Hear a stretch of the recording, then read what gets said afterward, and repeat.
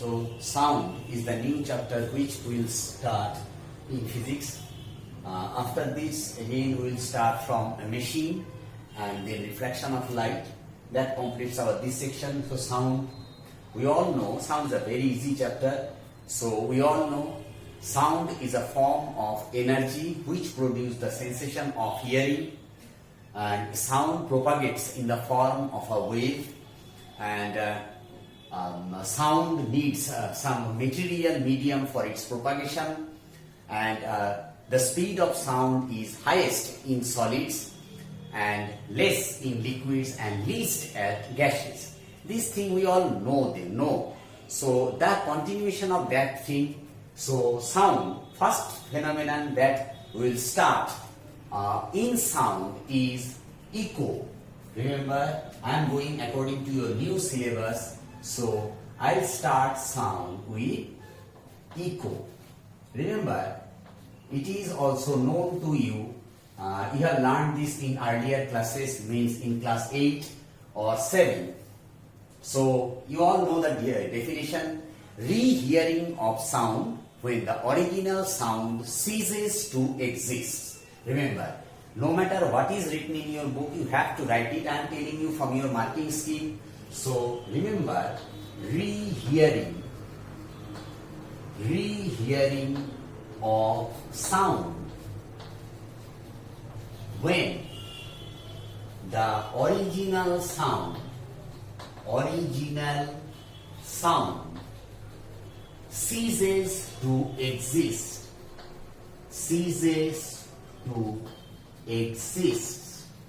Remember, ceases to exist means stops. Say I am telling hello.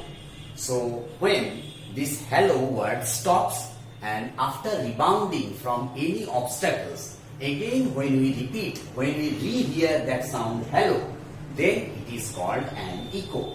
So rehearing of sound when the original sound ceases to exist. Now you all know, this is for your knowledge I am telling. That is, another thing is there in big halls or any bathrooms, you can see your voice is a little bit loud, and we used to call that an echo, but that is not an echo. That is called reverberation. Remember the word reverberation.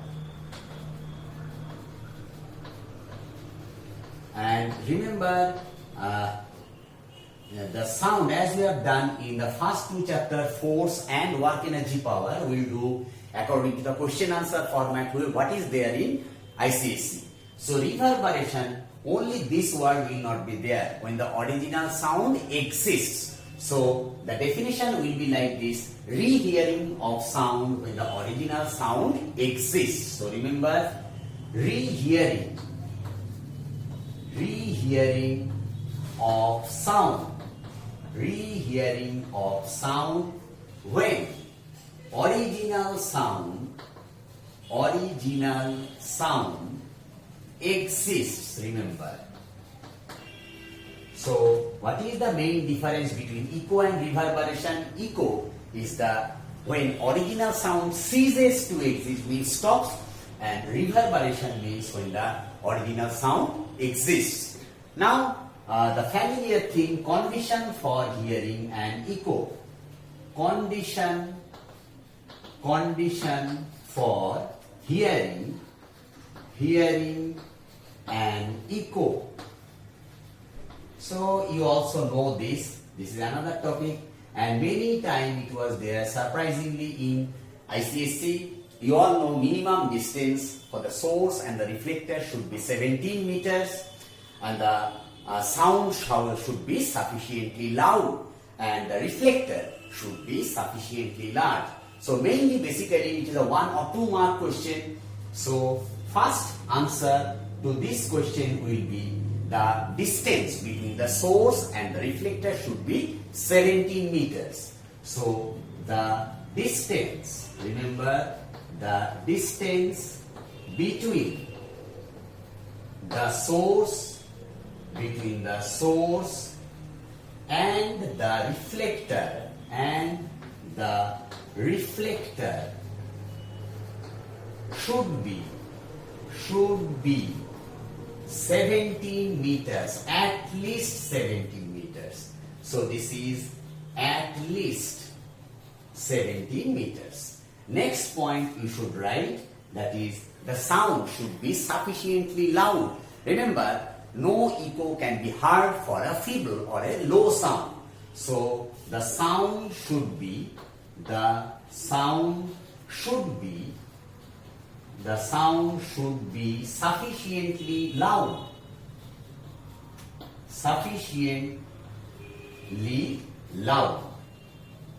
And remember, the reflector from which the sound is reflecting should be sufficiently large. So the reflector of sound should be sufficiently large.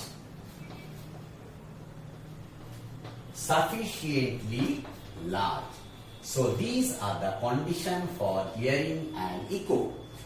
So the first condition, it comes frequently as a question. Show that the minimum distance for hearing and echo is 17 meters. So the question they will be asking you, show that.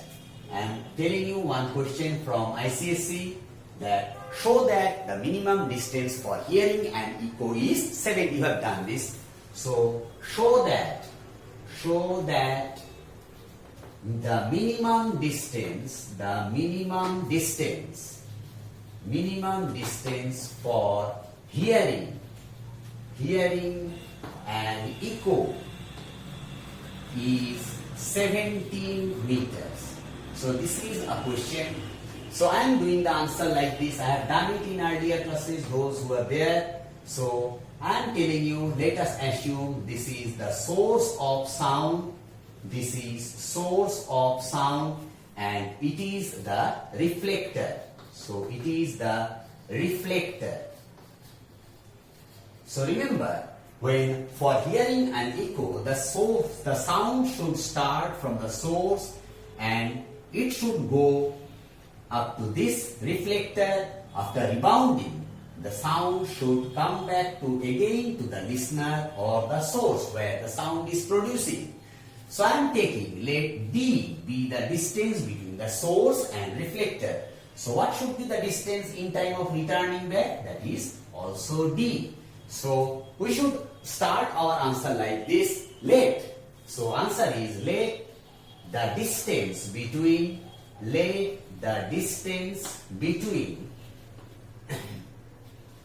the source and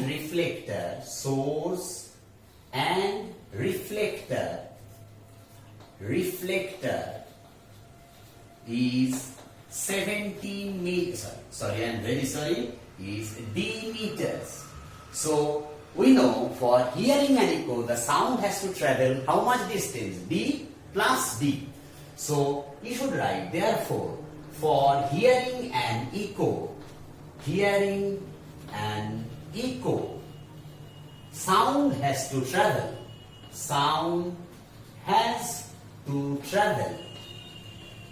How much distance? Distance is D plus D. That gives you 2D. So this distance the sound has to travel in order to hear an echo. Now, one thing is there that is called persistence of hearing. Remember, persistence of hearing means the sensation by virtue of which we can identify or distinguish a different sound. And persistence means the time up to which the sound should stay in our head or brain in order to recognize that sound. So we should write it like this. We know persistence of hearing,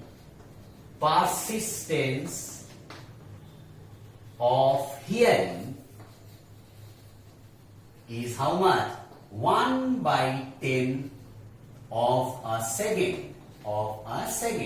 That means the sound should stay in our head for 0.1 second. Otherwise, it becomes a noise. Now I am taking the velocity of sound in air as 340 meters per second. You can take 330 or anything. For our sake, I am telling that 340. We know the velocity of sound. You should write it like this. Now velocity of sound in air. You can take other values also. I am taking is 340 meters per second. Now let us see in these 340 seconds how much distance the sound travels. So after this I am doing it here. So from here I am moving here because of space. So you should write it like this. In 1/10 of a second sound travels how much distance? We know distance equals to speed into time. That gives you 34 meters. So earlier we have calculated for hearing and echo, the sound has to travel how much distance? 2d. Now with respect to the velocity of sound, taking the velocity of sound as 340 meters per second, how much distance the sound has to travel for hearing and echo? 34. So equating these two relations, so we can write equating we can write 2d is equals 34. That gives you d equals 17 meters. So this proves that for hearing and echo, the sound has to travel, the minimum distance for hearing and echo is 17 meters. Now, they can ask you, write the use of echo. Where we should use the echo? Remember, few animals are there, such as bats, dolphins. They use echo for catching their prey. And another important use of echo is sonar. You have heard it. So use of echo we can write use. See here, use of echo is very much there in an instrument called sonar. You know what is sonar? Sonar is sound, navigation and ranging. With the help of this instrument, we can calculate the depth of a sea, or we can calculate the distance. So this is the first part of sound. And remember, from this portion they can ask you what is echo, what is the condition of hearing and echo. Show that the minimum distance for hearing and echo is this one, and write the use of an echo. This is sonar, and bats and dolphins are the animals which use frequently this echo, and numerical will be coming from here, which we will solve later.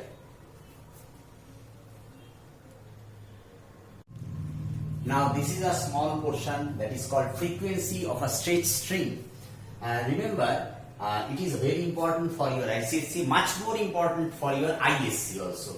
And straight string means if you stretch a string and if you start applying force, a sound will come. You all know guitar, sitar, all the string instruments use this principle.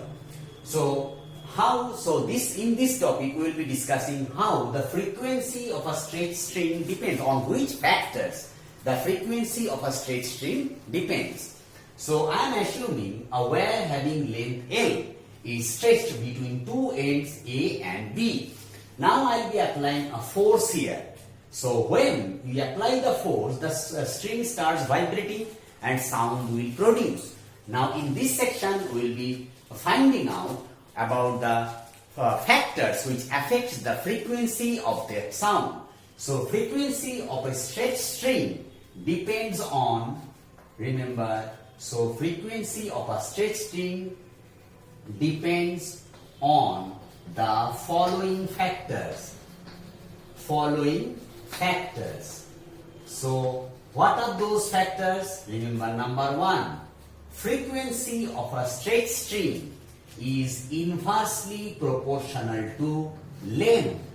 Means you have seen the person who playing the guitar moves his left hand very frequently on that bar. By moving that left hand, what actually he or she is doing? Actually varying his length, varying the length of the wire. Remember, when the length of the wire is less, the frequency will be high. When the length of the wire is more, the frequency will be less. That's why the musician adjusts his left hand in order to produce sound having different frequency. So first of all, frequency of a straight string is inversely proportional to length. Number two, remember, frequency of a straight string is directly proportional to the tension of the string, root over of tension of the string. Many times you have seen the musician is adjusting that string with the help of a screw like this. So that is what actually he is doing. He is actually increasing or decreasing the strength or the tension. Remember, tension means the force between the two ends of the wire. So more the tension, more will be the frequency. Less the tension, less will be the frequency. That's why in the string instruments, the strings are adjusted in various tensions. And lastly, number third factor, frequency of a straight string is inversely proportional to mass per unit length. So this M is not mass. Remember, here I am writing a short thing. You should remember this. This M is mass per unit length. Unit length. That is mass of 1 meter or 1 centimeter of that wire. So frequency inversely proportional to the length, frequency directly proportional to the square root of the time, frequency inversely proportional to square root of mass per unit length. So if I combine all this, so I will be having frequency proportional to 1 by L root over of T by root over of M. Now, in order to avoid this or omit this proportionality sign, we will be bringing one proportionality constant. So, or we can write that F equals K into 1 by L. I am combining these two, root over of T by M, where what is K? K is called a proportionality constant. So K is proportionality constant. So you should write it like this: proportionality constant. So finally, our expression, remember, the value of K is half. Remember this, the value of K is half. Actually, this the experiments reveals us the fact that the value of K is half. So our final expression for frequency of a straight string will be 1 by 2L. See here, where this 2 is coming, this half comes in the denominator. So 1 by 2L root over of T by M. This is the expression for frequency of a straight string. It is important for many types of conceptual question, 1 mark, 2 mark question, and which will be coming in section A. Now, when we are studying about frequency of the straight string, we know the musical instrument, you have learned in lower classes, musical instrument can be classified into various categories, that is called. So, here a brief account of musical instrument. Musical instrument. Musical instrument can be classified into various categories. One is called string instrument. You know this. String instrument. Another is called wind instrument. Wind instrument. Another is called reed instrument. Another is called percussion instrument. We all know this. So what are the instruments? Example of string instrument, sitar, guitar, these are. What are the instruments which use wind, flute, saxophone, those are the. What are the reed instrument, piano, harmonium, those are. And what are the percussion instrument, that is called dholak, tabla. These are the examples of percussion instruments. So these are different types of musical instruments. Remember, in this section, what you have learned, the frequency of a straight string. F equals 1 by 2L root over of T by M.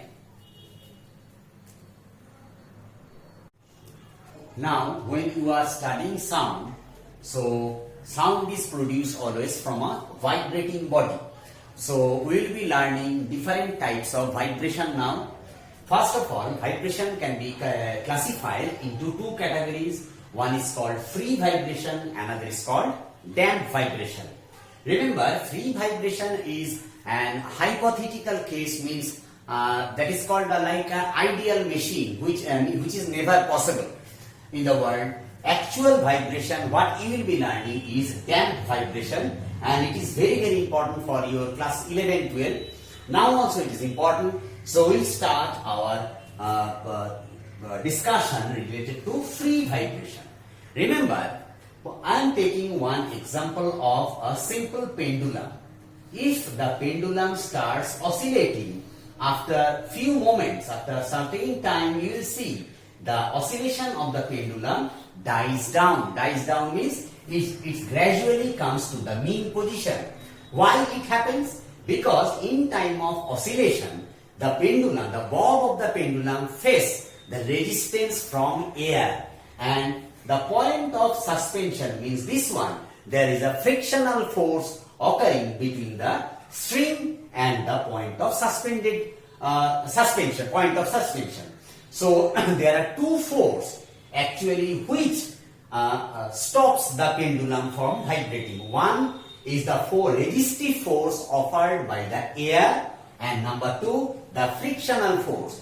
This type of force which actually resists or stops the vibration are called resistive force. Remember the force. Remember the force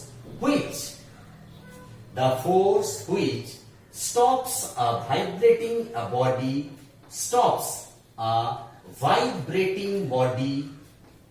The force which actually stops a vibrating body. I can give example. You can take example of air resistance, friction. These are called resistive forces. Remember, frictional force. These are called which stops the vibrating body. These are the example. Body are called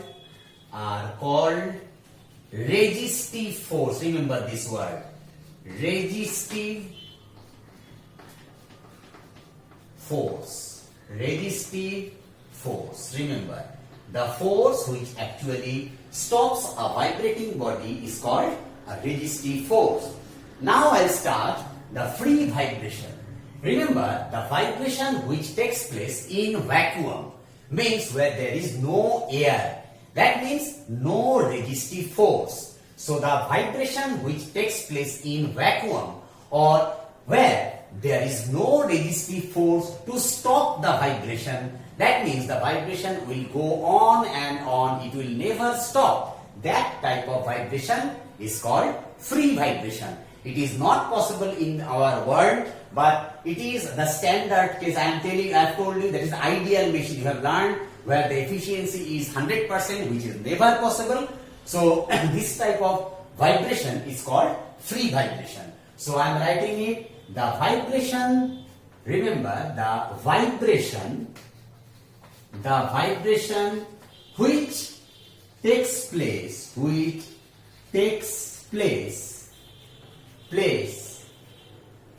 without the presence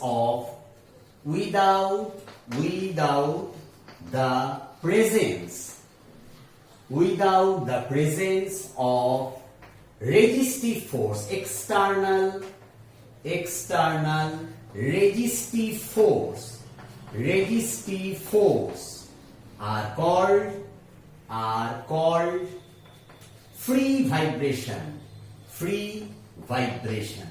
So what are the keywords here? Without the presence of any external resistive force is called free vibration. So I am giving you one example of this one. See in your book, many examples are given. So remember this example. one say 2011 or 12, they have asked one question: what is free vibration? Give one example of this one. Almost 90% of the students have done it wrongly. They have given many examples: swinging of a branch of a tree, this, that. So your example should be any vibration which takes place in vacuum.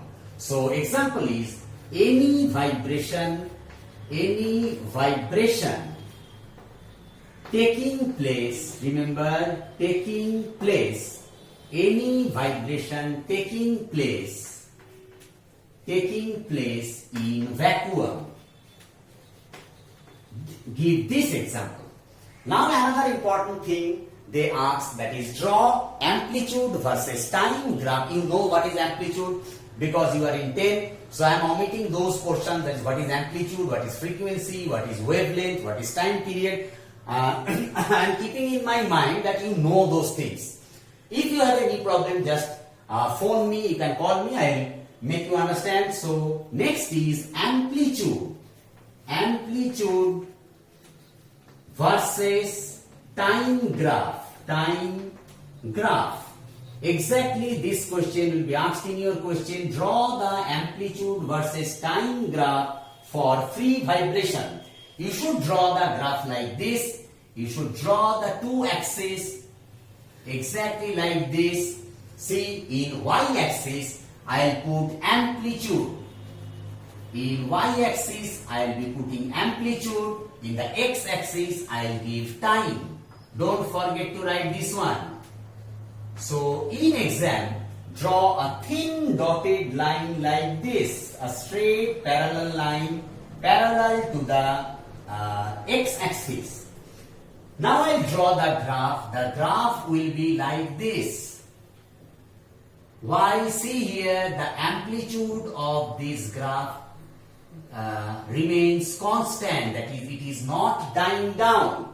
So in this axis the amplitude will be there, in y-axis there will be time, and the main factor is the amplitude of this graph remains constant. That means this type of vibration will go on if takes place in vacuum. So this is the free vibration, the vibration which takes place without the presence of external resistive force is called free vibration. What is the example? Any vibration taking place in vacuum. What is the amplitude versus time graph? This is the amplitude versus time graph. Keep it in mind that amplitude of this graph will remain constant. Now the real vibration is damped vibration. So I'll alter little bit about this definition. The vibration which takes place in presence of external resistive force. So the vibration taking place in presence of external resistive force are called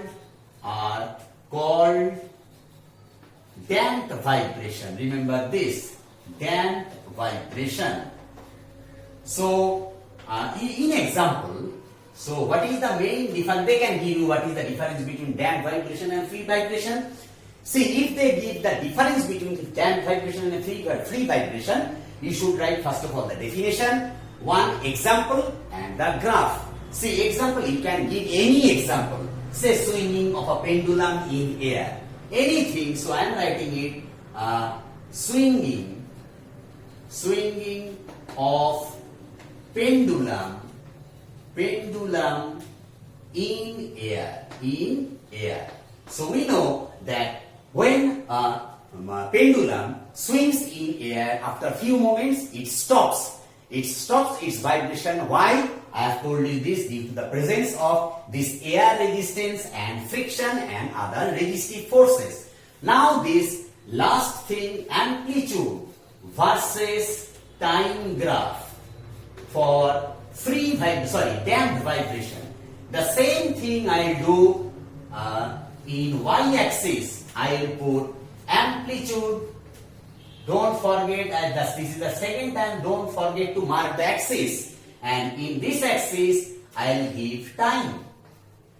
So here you should do it like this. Draw a thin line like this. See how I am drawing it. In exam also try to draw like this. So see the amplitude of this type of vibration gradually comes down and after some time it dies down. So main difference between the three vibration is amplitude remains constant because nobody is there, no force is there to stop the vibration. It is taking place in vacuum.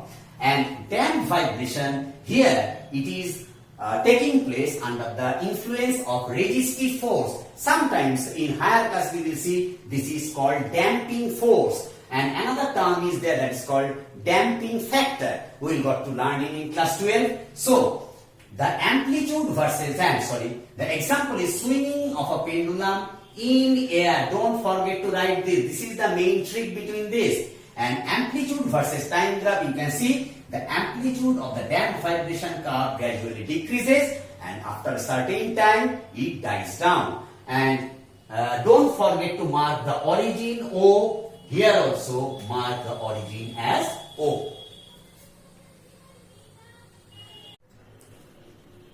So now we will start another mode of vibration that is called forced vibration. This is very important. Remember, forced vibration means some agencies or some machines or some force is applied on a body in order to vibrate that body at a desired frequency. So don't make the thing so complicated. I am giving you a very simple example or definition of this. That is the vibration. Remember, the vibration which takes place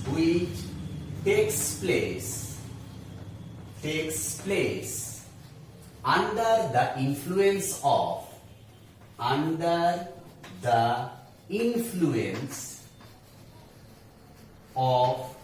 externally applied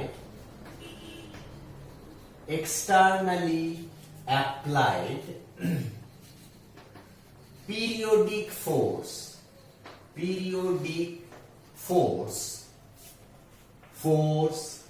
are called forced vibration. Remember, are called forced vibration. So let us discuss this. So the vibration which takes place under the influence of, this is the keyword, externally applied periodic force. So what is this? So you know the meaning of externally applied, that is the force which is applied externally from outside.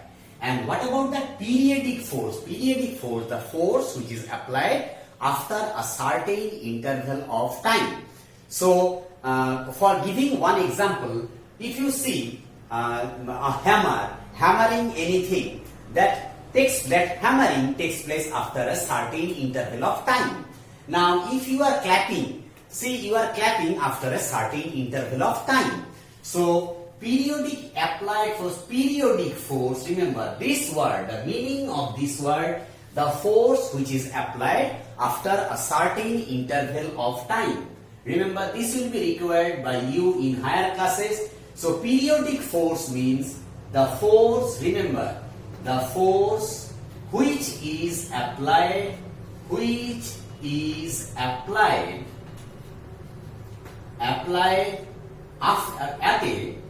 at a certain interval of time. This is called periodic force. And remember, this type of vibration is called forced vibration. And remember, the body on which the force is applied, the body starts vibrating with the same frequency with the applied force. So let us give one example. Say, this is a tuning fork. You all have heard about this, some of you have seen it. This is a tuning fork. So if I apply a force here, This is the applied force. See here, applied force. So let us take the frequency of the applied force is, frequency of the applied force is, I am taking an example of 100 Hertz. So when this 100 Hertz external force is applied on the tuning fork, then the tuning fork will start vibrating. And what about the frequency of that vibration? Remember, the tuning fork will start vibrating with frequency of 100 Hertz. So remember, so what I have told, the frequency of the vibrating body is almost equals to, because some of the force or some of the applied force is lost due to the friction and other resistive forces. So apart from those factors, the frequency of the vibrating body is almost equals to, or you can write equals to, the frequency of the applied force. So remember this thing, the frequency of the frequency of the vibrating body, the frequency of the vibrating body is almost equals to, I am writing equals to, you can write almost equals to, I have told you the reason, because some amount of energy which is applied on it is lost due to some resistive forces. Equal to the frequency of the vibrating body, frequency of the applied force. So from this a unique phenomenon arrives. That phenomenon of force vibration is called resonance. Remember, this is called resonance. What is this? Remember, every material in this world has a natural frequency of vibration. That's why every object in the world, when force is applied, produce different sounds. So, for example, you can see I am banging this board with the help of this chalk. This a typical sound is coming. Now I am doing the same thing with this metallic portion. See, the sound is different. Now, if you apply any that force in any other thing, the sound produced by it is different. So different object will produce different sound. Why? All the objects in the world have a natural frequency of vibration. Remember this word, natural frequency. What is the meaning of this? Natural frequency means the frequency with which a body automatically vibrates, starts vibrating when an external force is applied on it. So before starting resonance, I'll start with natural frequency. Natural frequency. What is that? Natural frequency is the frequency of the vibrating object. Remember, the frequency of the vibrating object.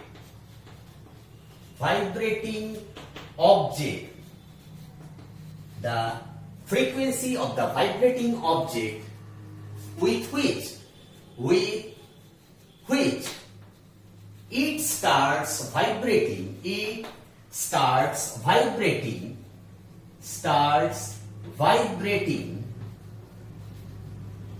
when external force is applied on it. When external force is applied on it. Remember this.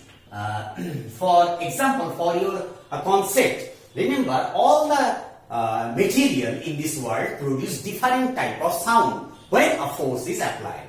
So when you hammer a wood and when you hammer a metal, that will produce different sound. Why? Because when we apply external force, the body starts vibrating with its natural frequency. So that is about natural frequency. Now resonance. Remember, when the natural frequency of the vibrating body matches with the frequency of the applied force. That is, let us take this example. I am taking, for example, the frequency of vibration of this tuning fork is 100 Hz, and I have applied a force of 100 Hz on it. So those two frequency matches. Which two frequencies? The natural frequency of the tuning fork matches with the frequency of the applied force. In that case, this body starts vibrating violently. A few examples you can observe. You have observed that at a certain speed, a vehicle starts vibrating violently. When you're moving in a train, suddenly you can see at a certain speed, the train starts shaking vigorously. When you're riding a scooter or a bike, at a certain speed, you can see the scooters or the bike start shaking. Those are the example of resonance, remember. So, when the natural frequency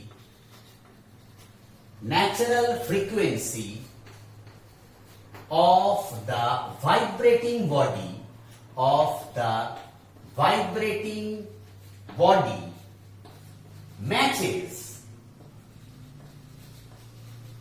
or equals to the frequency of the applied force. You can write externally applied force. The body starts vibrating.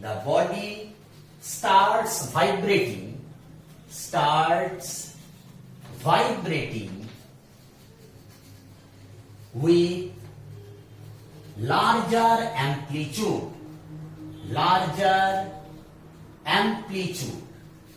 So this phenomenon, when the natural, see the keywords, this is the natural frequency of the vibrating body matches or equals to the frequency of the applied force. Then the body starts vibrating with larger amplitude. This phenomenon is called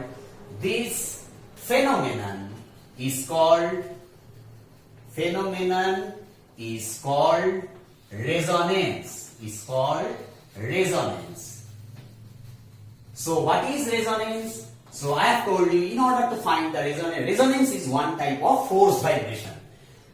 So when the vibration which takes place under the influence of externally applied force, that is called force vibration. And I have told you about natural frequency, and I have told you about resonance. There are few examples of resonance which I will discuss later.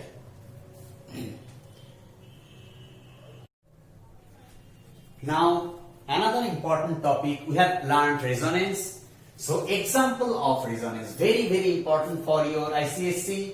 You can expect one question from here where you have to mention the word resonance. I will give you a few examples of that one.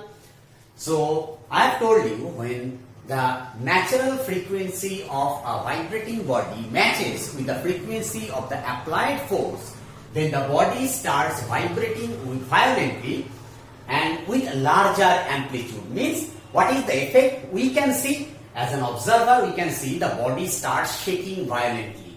So, number one example you can expect, that soldiers are not allowed to march on a hanging bridge. So these are the few very familiar question you can see when you go through 10 years question, or in time of solving the ICSE question, you can see that soldiers are not allowed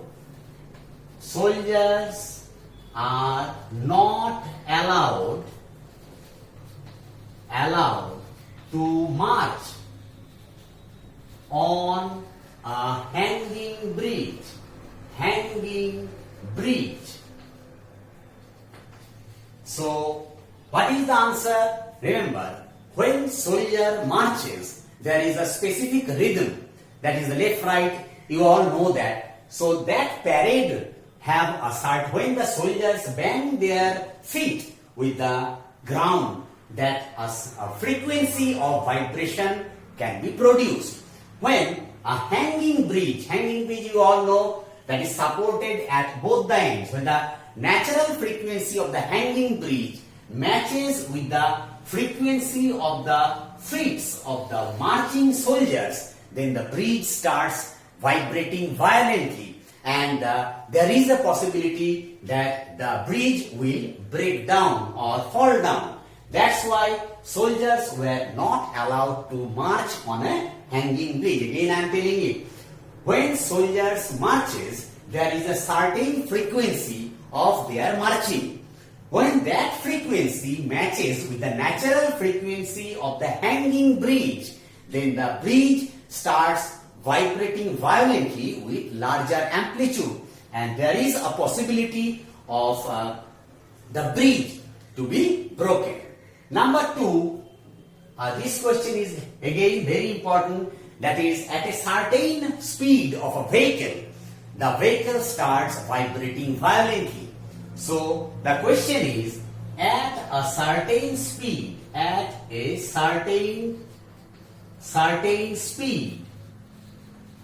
vehicle starts vibrating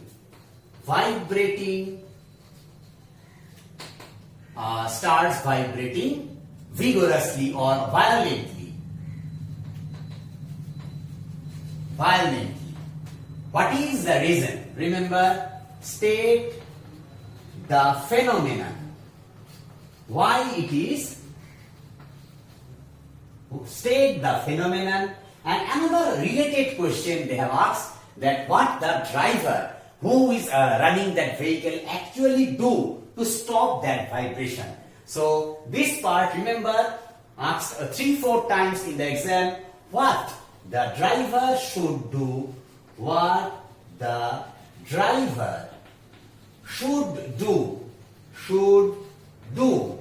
in order to stop it,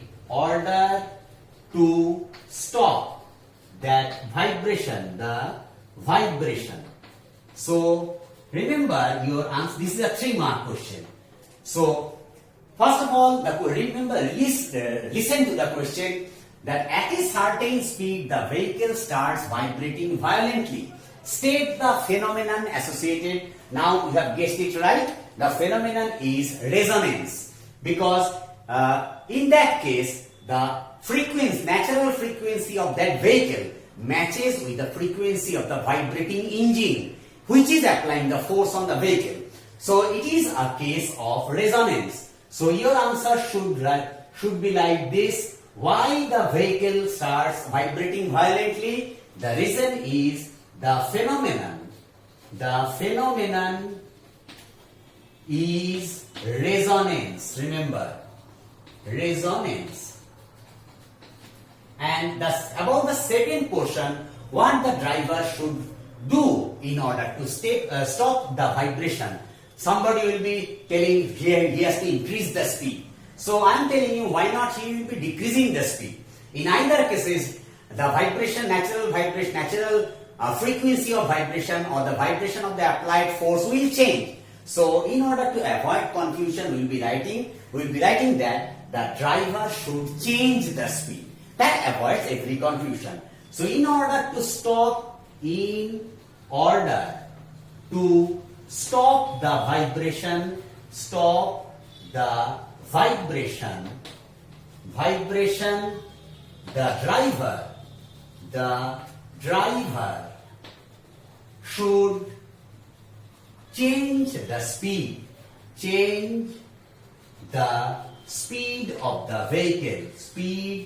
of the vehicle. Remember, this is this type of question you can expect. I am giving you one more example in time of tuning radio or TV receiver. So resonance, I am giving you the examples of resonance in time of tuning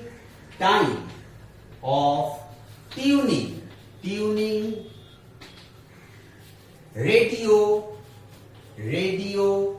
and TV receiver. Remember, TV receiver. What is that? So many of you have seen that at a certain channel number, say 250, Star Sports is coming. At a certain channel number, say 100, Star Ananda is coming, Star News is coming. How that is possible? Remember, a TV receiver or a radio receiver have a motherboard in it. and that is called LC oscillator circuit that we learned in class 12. So now just remember, a broadcasting station which broadcasts all the TV signals have same various types of frequency which is related to different programs. Now when we apply that channel number, the motherboard, the circuit in the motherboard which is placed inside the TV and the radio starts vibrating with that frequency, the signal what we want. Say we want to see star sports. Say the frequency of star sports is 200 Hz from the broadcasting station. When we tune our TV receiver at 200 Hz, then the frequency of the broadcasted signal matches with the frequency of the circuit which is there inside your TV receiver. That's why both the frequencies are matching, hence resonance takes place. So among all the signal, we can see that signal little bit clearly. So when you are watching a program in the TV, remember all the programs are running, but due to larger amplitude or resonance, the phenomenon of resonance, we can be able to see that program, that desired program clearly. So this tuning of TV receiver and radio receivers are a big chapter that is called LC oscillator circuit. So we will learn that. So up to now, remember the examples of, there are another examples of AR column, resonance in AR column. If possible, if that is not there in your syllabus, a little bit confusing. So from my experience, I can tell you, the students have told me, sir, oh, chhod dijiye, sir, leave it, sir, because this is a little bit tricky. So just remember this tuning, vibration of AR column. That is another example of resonance. So another example is vibration of AR column. AR column. So if possible, if we complete our syllabus or if we go little bit quicker, remember this and keep remembering me. I will be telling you two derivations like this. So there are two types of pipes for, have you seen a flute? That a flute are of two types. From at is one end you can blow the air, another flute is there. See, there are two types of flutes. So one flute you have to blow the air from here, and another type of flute is there where both the ends are open and the person who is playing the flute keep his finger and put the air inside from any of these holes. So there are two types of vibration. This is called one end open. See, this is one end and here he is blowing the air, and this type of air column is called both end open. So this is one end open pipe, one end open pipe, and this is both end open pipe, both end open pipe. Remember, open pipe. So from this discussion, you can expect one 3-mark question or a 2-mark question in your ICSE exam. So what is resonance? I am recapping all those things. When the natural frequency of the vibrating body matches with the frequency of the applied force, the body starts vibrating with larger amplitude. This phenomenon is called resonance. Now, example of resonance, soldiers are not allowed to march on a hanging bridge. I have told you the frequency of marching matches with the natural frequency of the bridge.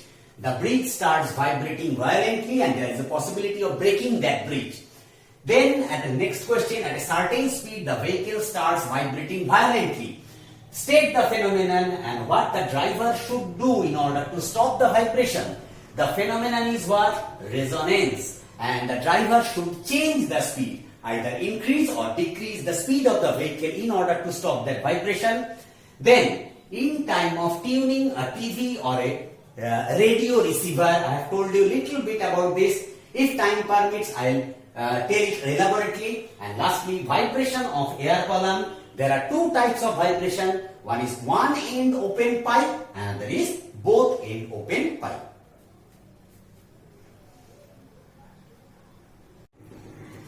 The first characteristic property of sound is loudness. So we'll discuss loudness little bit elaborately. Remember, I am telling the definition.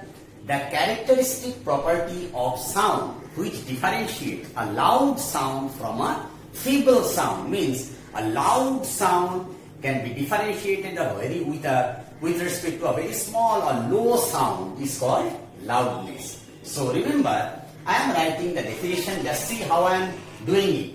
The characteristic property, the characteristic property of sound, characteristic property of sound which differentiate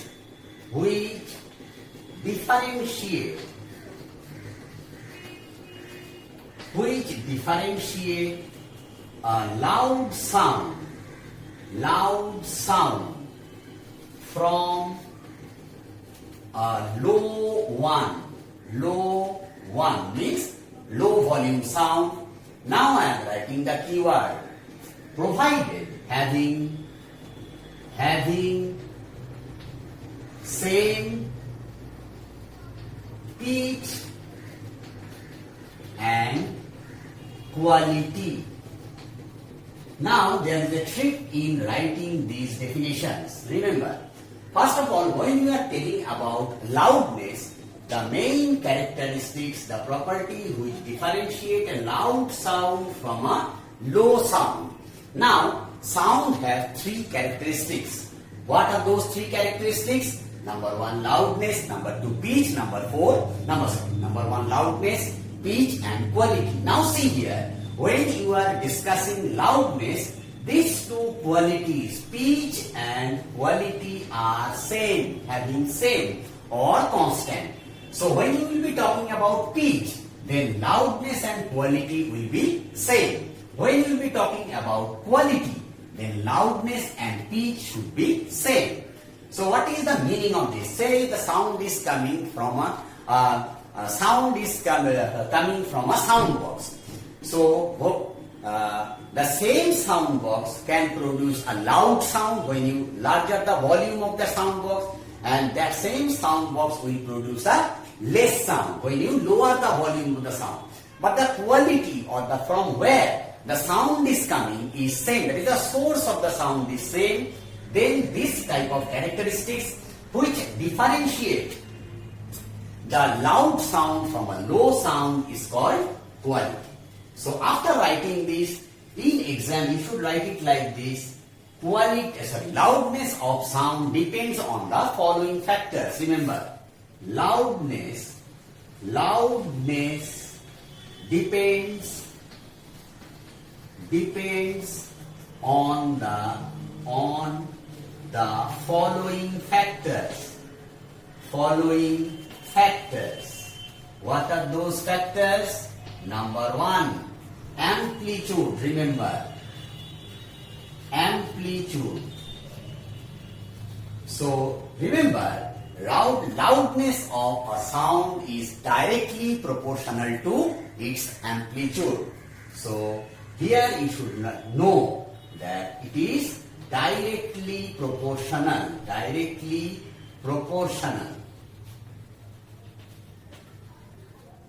So first factor on which loudness of the sound depends is amplitude.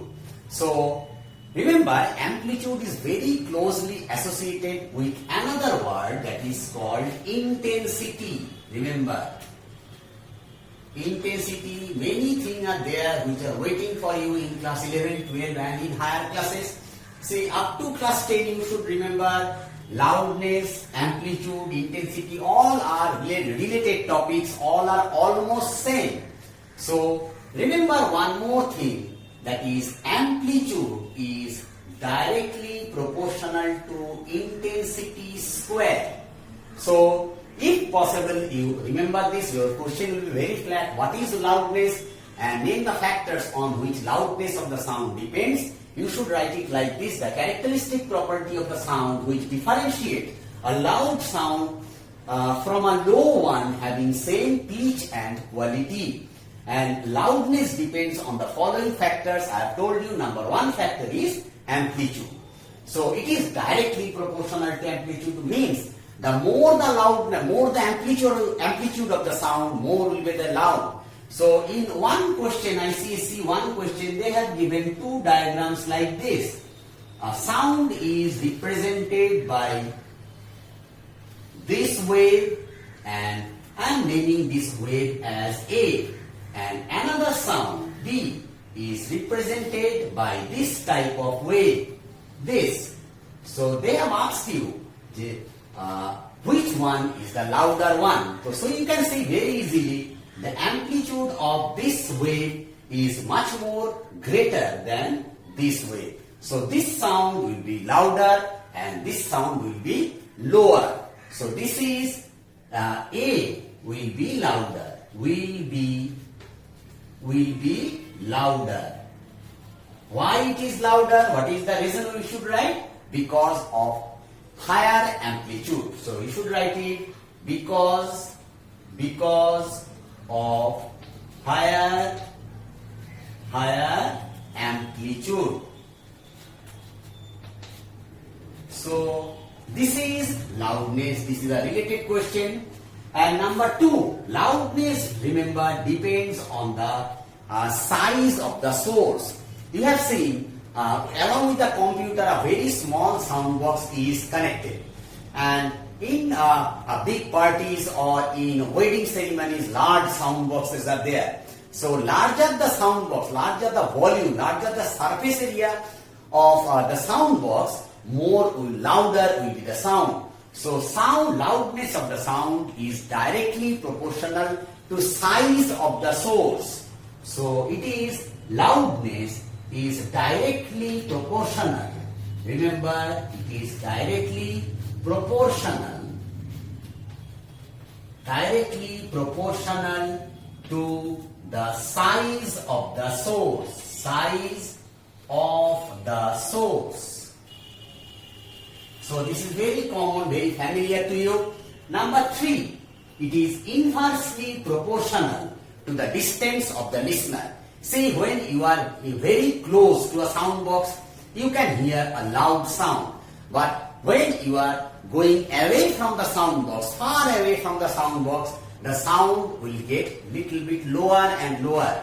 So in class 11, you will be learning one more thing that is called Doppler's effect. This same thing will be there along with little bit calculations. So remember, loudness of sound is inversely proportional to the distance of the listener.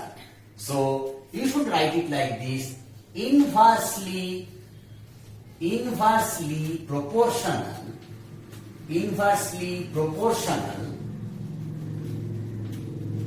to the distance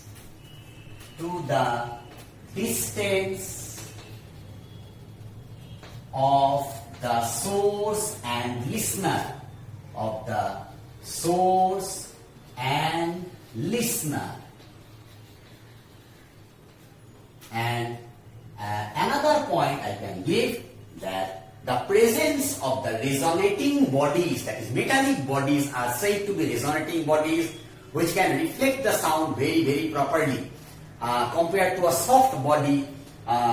That increases the loudness of the sound. So remember, the presence of the resonating bodies or body which can produce resonance increase the loudness of sound. So presence of the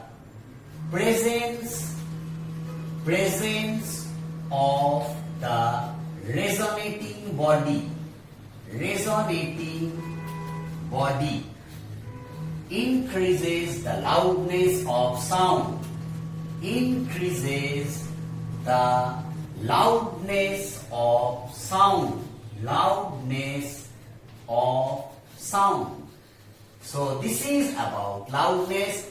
And one more thing I'd like to add here: the SI unit of loudness SI unit of loudness is decibel. You can write dB or decibel. So remember, and in your book one logarithmic expression is there. No, don't worry, that is not there in your syllabus. If time permits, and we'll try to explain that. But for your ICSE, read loudness, characteristics of the sound, or the properties of the sound. First subjective property is loudness. What is loudness? The characteristic property of the sound which differentiates a loud sound from a low sound. This is the keyword, having same pitch and quality, is called loudness. On what factor loudness depends? Number one, loudness depends mainly on amplitude of sound. It is directly proportional. For your knowledge, I have told you one more word that is related to the amplitude and loudness is intensity. Remember, amplitude is directly proportional to intensity square. So I have discussed you one ICSE question. They have given two waveforms like this. One having higher amplitude, another is having lower amplitude. They have asked you which one is louder. Your answer should be A is louder. What is the reason? Because of higher amplitude. And the other factor which affects the loudness of sound is directly proportional to the size of the source. More larger the source, that is the area volume of the sound box, more will be the loudness of the sound.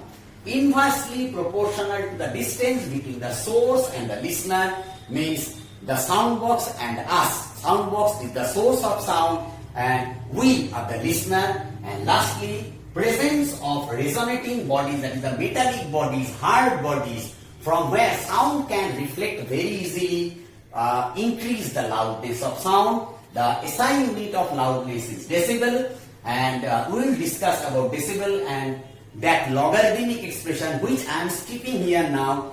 Again I am telling this is not there in your syllabus, but if time permits, I will discuss it elaborately.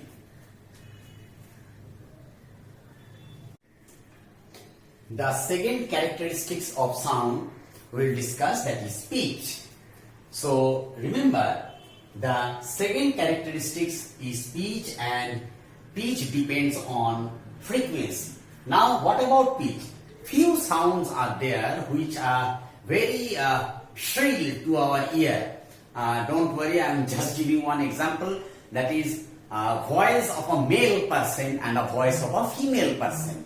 So both the voices are very good, but I am telling you, the voice of female we will term that type of sound having high frequency. The sound which you can hear from a very, very long distance. So that type of sound is called a shrill sound. And the sound of a human being, a male person, is a flat one. That is, the frequency of that sound is less. So that type of characteristics which differentiate a shrill sound from a flat sound is called pitch. See how I am writing that definition. The characteristic property of sound, the characteristic property of sound which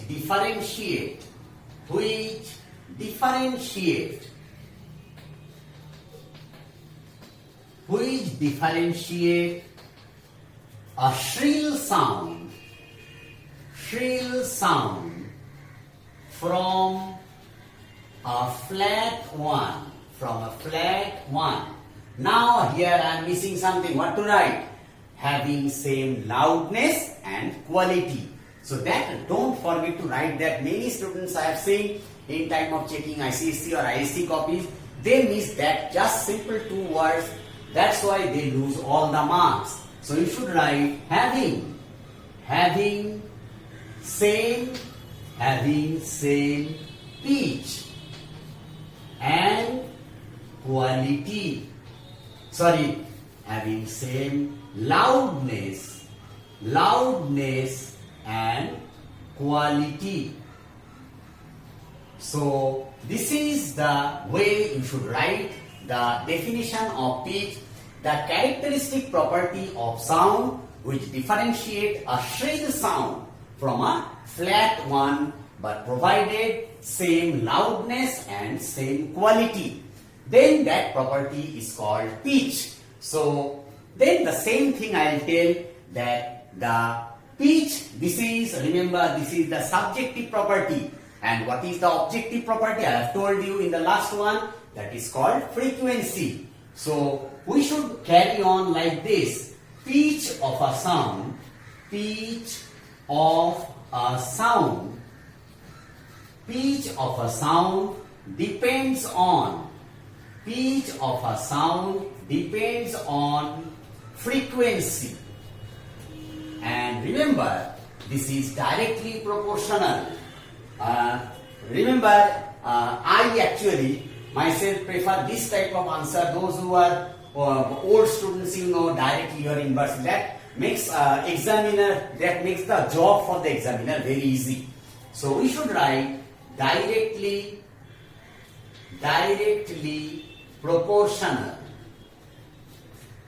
Directly proportional. So pitch of a sound depends on the frequency and it is directly proportional to frequency. Otherwise, another type of question they ask, write the subjective and objective properties of sound. In time of answering that question, when you are telling pitch, you should mention pitch is the subjective property and frequency is the objective property of the sound. Now see, another question from ICSE I am giving. So we can represent this difference of pitch with the help of very simple two waves like this. So in first wave, see here, the amplitude of the both waves are same. That's why I am drawing a simple feeble light line. In exam also you do it exactly like this. So first sound, I am doing it like this. So this is the first representation of a sound wave. So I am taking it as A. And now another sound having same amplitude but the frequency is much more less than sound A. So the question they have asked, which sound have higher pitch? Your answer should be A. The figure A will have higher pitch. Why? The frequency, you know the meaning of frequency. The frequency of wave A is much more higher than frequency of wave B. That's why A have higher pitch than B. So you should write A, figure A. Figure A, all the sound waves represented by A have higher pitch than figure B. Now for the last line, what is the reason? Having higher frequency. As the reason I am writing reason. So in exam also again and again you can see by these videos I am repeating the same words so that these words will be there in your brain.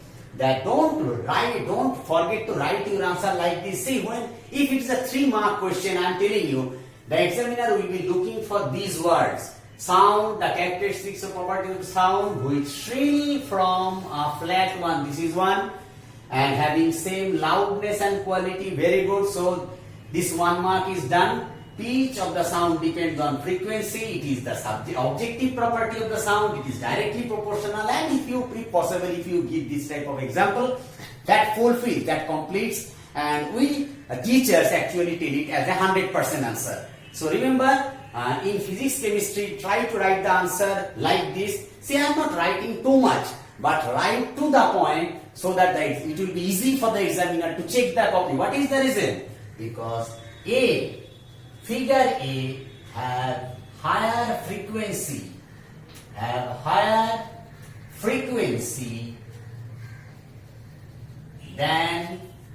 than B.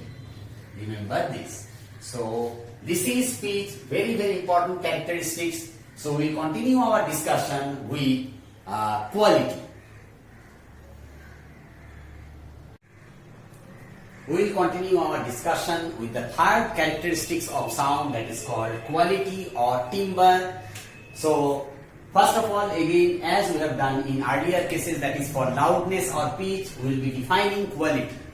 Remember, when you listen to a sound of a flute and when you are listening to a sound of a dholak or a tabla, easily without seeing those objects, just only listening to that music, you can tell that the sound coming out is of a flute.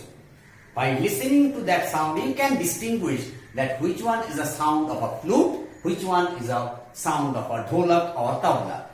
Now exactly like human being, all human beings almost have different vocal cord length, width, like that. We have done frequency of a straight string. Our vocal cord is like a straight string. So it varies every person from person to person. Remember, so quality of the sound is different for every human being. So the characteristic property of the sound which differentiate two sound or two or more sound produced from the same different sources. The source of sound should be different.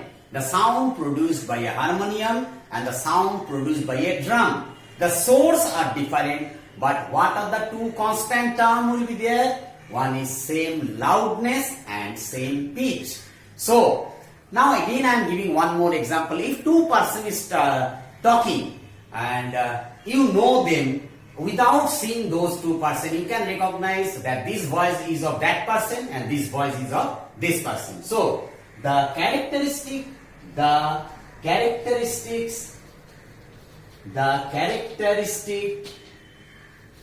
property of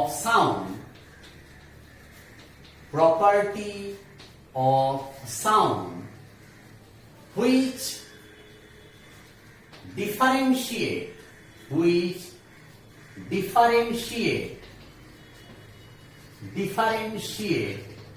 two sounds produced from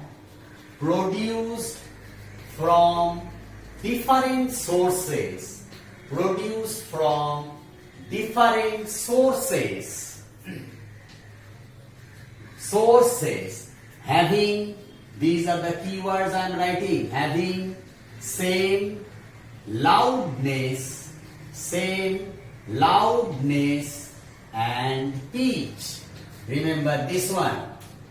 So again I am repeating, the characteristic property of the sound which differentiate two sound produced from different sources. Remember, this is the key word, different sources having same loudness and same pitch.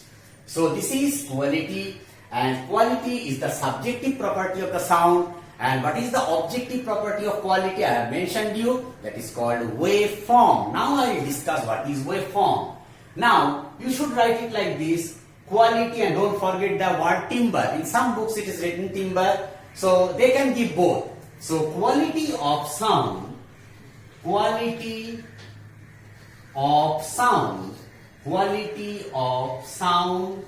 depends on the waveform. What is that waveform? Remember, when sound is produced from different instruments, the form, the shape of the wave will be different. So I am giving you one example. See, I am mentioning the amplitude line. See, these amplitudes are same.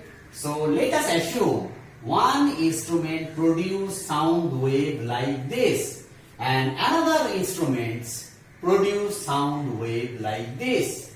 Remember, both have, this is a new word I am using, that is called sinusoidal nature.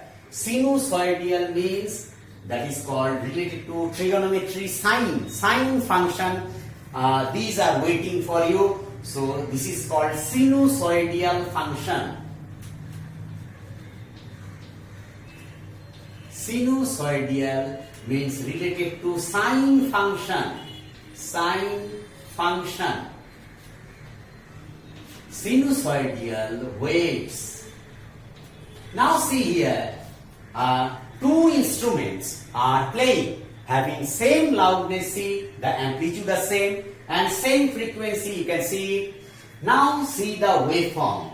One instrument is producing sound like this, and another sound waveform like this. Another instrument is producing sound having waveform like this. So these two in our ear have different sensation.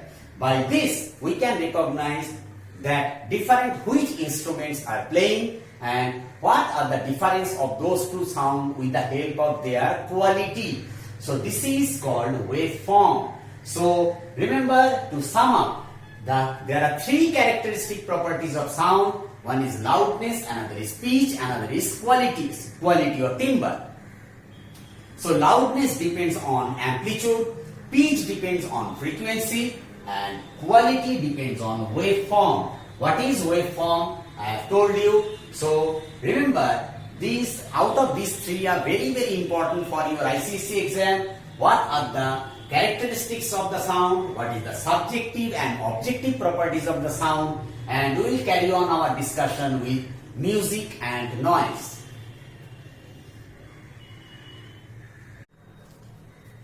Now we come to the end of the chapter, that is music and noise. You know better than me this topic.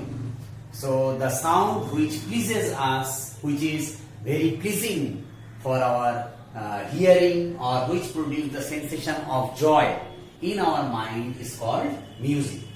And sound which irritates us, which is not at all pleasing for our ear, is called noise. If you want to know what is noise, come to my house. And those who have came, I know you are very familiar with the noise. But so music is the thing which pleases our ear or our sensation, and this noise irritates us. And music is always produced from a regular waveform. Remember this word. This is important for your ICSE. Music always produced from. Music always produced from regular waveform. Regular waveform. What are regular waveform? I will show you. What is this? This is a regular waveform. I can show you another example. Remember that not have to be like a uniform wave. We know this is also a regular waveform. And noise always produced from irregular waveforms. Remember. So noise always produced from. Remember, produced from irregular waveform. Irregular waveform. So now I will show you what is the irregular waveform. So this is irregular waveform. Like the graph of an ECG machine, this is called irregular waveform. Sometimes suddenly its amplitude goes on high, suddenly its amplitude goes low. That is called noise. And another question. So first of all, in your book, try to go through that beyond 120 decibel, that becomes a noise. Our police and our security personnel always, in order to curb the noise pollution, tells many things, and ways. Remember these ways to prevent noise pollution. So this is a homework. You know, you can write much more better than me. That don't unnecessarily blow horn. Play your music little bit less in loudness, and don't shout. Those are the few things by the help of that we can curb noise pollution. And what are the effects of noise pollution? We all know headache, that is insomnia, means less sleep. All are the effect of noise. So from here you should remember, for ICSC, music pleases us. It produces a sensation of soothing or pleasing in our mind. It always produced from a regular waveform, and noise is always produced from an irregular waveform. I have shown you one example of a regular waveform, another example of an irregular waveform. The question they might ask you, it is a 1 or 2 mark question. What is the difference between music and noise? You can write that. And ways to prevent noise pollution, you know that. And this is the thing, just go through it. And there are many things, but 1 or 2 times it was there. What is that? This is a very easy thing. Hope you can be able to cope with that one. And so that's it. That is our chapter. But remember, along with this chapter, I will send 2 videos. So those are not there in your syllabus, but it is, I am doing those busy videos for your knowledge. And one question was there in your exercise. In order to explain that question, you have to tell you something about this. That is, if you are unable to, up to this is your ICSC syllabus. Now, after this, I will show you 2 things. That if you are unable to understood that, if you find any problem, don't worry. Those things are not there in your syllabus. So I am just doing it for your knowledge. So that is your sound, and go through it. You know, I will be sending you many questions related to sound, and we will be answering it in course of time. And the numericals which will be coming from sound are very easy. You have done it in class 8 or 9, and we will do that. So prepare this theory portion, and this is a very easy chapter. You can expect 4 or 5 marks, a theory question from here, and 1 numerical carrying 3 marks in your ICSC exam.